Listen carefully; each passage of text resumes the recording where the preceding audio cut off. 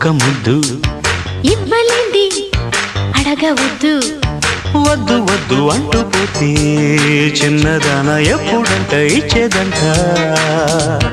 తన్ని ముద్దు ఇచ్చుకుంటే చిన్నవాడ పెళ్లి దాకా ఆగవంట కళ్ళతోటి పెళ్ళయింది చాలే ఇవ్వు ఒక్క